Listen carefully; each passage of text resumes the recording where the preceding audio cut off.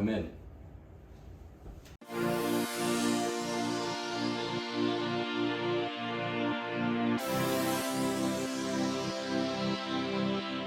I heard you needed something, sir. Officer Davis, there's been a case of a delinquent teen going around. I want you to go and investigate him. Sounds good? Get in uniform. Yes, sir. I'll be on it immediately.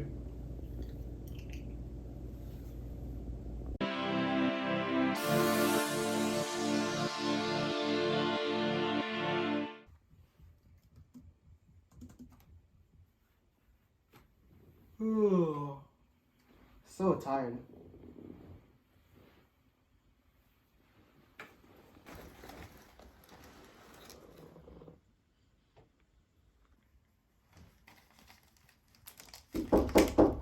Officer Davis here. Can I come in?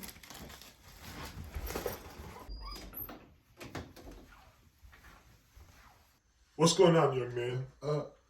Nothing, officer. What in tarnations is this? You know you shouldn't be doing this. You're coming with me. We're going to the principal's office immediately.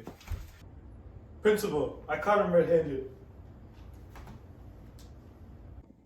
I found this man holding a powdery white substance. A powdery white substance? That sounds like cocaine. Young man, do you know what cocaine is? No, sir. I don't know what cocaine is. You don't know? Well then, let me explain. Cocaine is a powder white substance that comes from processing cocoa leaves.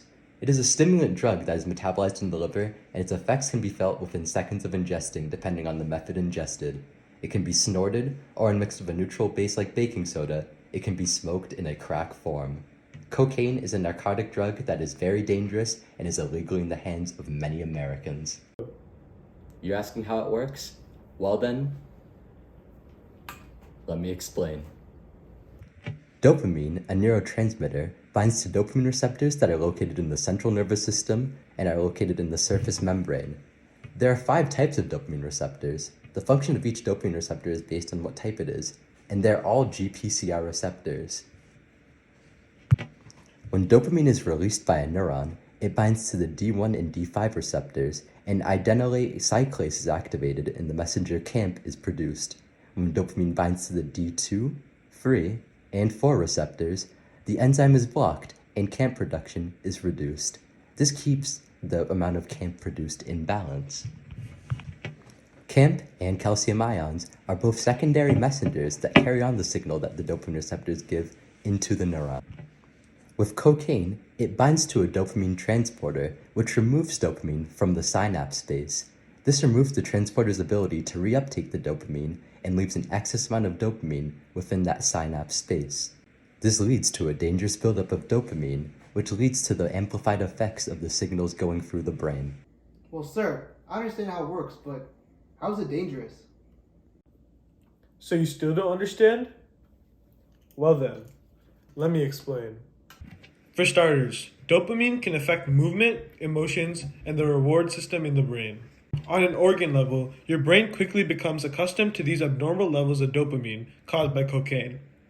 High levels of dopamine build up in overactivated receiving cells in the brain. When this happens, normal levels of dopamine aren't enough to produce the same pleasurable effects. Some other effects on the body of cocaine are headaches, convulsions, and seizures, heart disease, heart attacks, and strokes, lung damage, HIV, hepatitis, only if you inject it, bowel decay if you swallow it, and loss of smell. If you decide to snort it, cocaine can give the user a feeling of a euphoria. It also makes them feel energetic and talkative. It increases the sensitivity of their sense of sight, sound, and touch. Users of the drug may find it helps them do intellectual and physical tasks faster. Well, sir, cocaine sounds really horrible and dangerous, but are you sure it's all bad? Well, it isn't all bad. Cocaine originated in South America and was first used in 1859. The coca leaves were used especially in Peru and are still used to this day. To them, the coca leaves that cocaine is made from are a symbol of health, which they use to relieve their bodies from any pain. So that's why this dangerous drug can also be used as a pain reliever. But that gives you no excuse to be using those illegal substances, young man. Wow, sir. Thank you so much. Now I know how dangerous cocaine is, and I'll never do it again. Thank you for helping me.